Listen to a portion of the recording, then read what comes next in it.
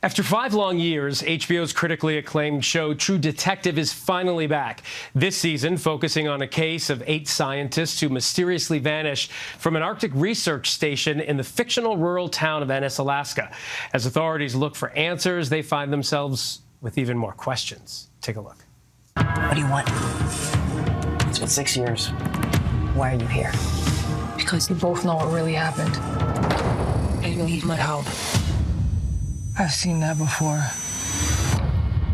Years ago. Fine. I'm just gonna do this one thing. Work together to close this case, and that's it for the two of us. It is. So, you want in or what? Joining us now is actor, activist, and boxing world champion Kali Reis. Kali, thanks so much for joining us. That's intense. That is very intense. We understand more than 2 million people reportedly watched the first episode this past Sunday. Start by talking to me a little bit about your character, Evangeline, and this season of True Detective. Oh, man, Evangeline Navarro, she's such a layered and complex character, and she brings so much, actually, softness and vulnerability to this season, I think. And the contrast between her and Danvers is just one that sticks to the true detective ways. And Evangeline is from Inupiaq and Dominican background, so she's part of the community that she patrols, and she has a lot of dark secrets, and she's battling between two worlds, not only between being part of the community and also being a police officer or an Alaskan state trooper, but the instinctual, spiritual part of the world and the reality part of the world. She's trying to balance those two. We see Indigenous representation this season with Indigenous actors and Indigenous peoples-focused storylines. I'm wondering, what does the Indigenous representation mean to you and for the show? I mean, it's everything. I didn't grow up seeing faces like mine, especially being of mixed Indigenous, Wampanoag, and Cape Verdean heritage. And just like my character, I walk between two worlds and not being enough for either. We have someone like Lily Gladstone that just knocked down barriers by being the first Native artist and actress to win a Golden Globe. So representation is everything. It's time for us to tell our stories, and not just stories in the past. We need contemporary stories, and we need representation, not because a box needs to be checked, but because we're good artists and we fit the part. Right. And your story is particularly amazing. You're the first Indigenous boxing world champion. And you've only been acting for a short period of time, relatively speaking. Yes. And that clip is with Jodie Foster. I mean, talk a little bit about working with her so soon in an acting career, and how amazing is it?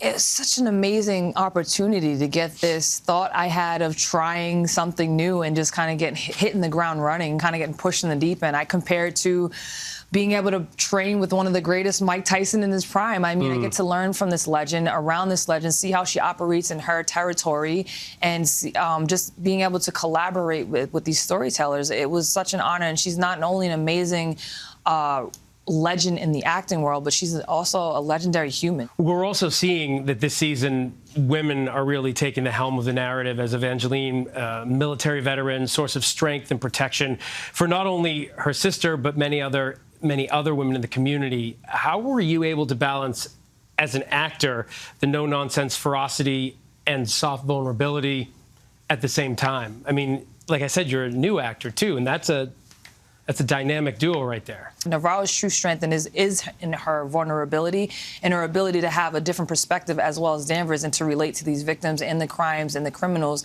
in a different way, not just because they're female, but it's just a whole different perspective, not just because, you know, the first season was male and they're females, but it's a whole different perspective. We also learned about the case of a missing Indigenous woman in the series. Yes. And as an activist, you have used your platform to advocate for the murdered and missing Indigenous women and girls organization.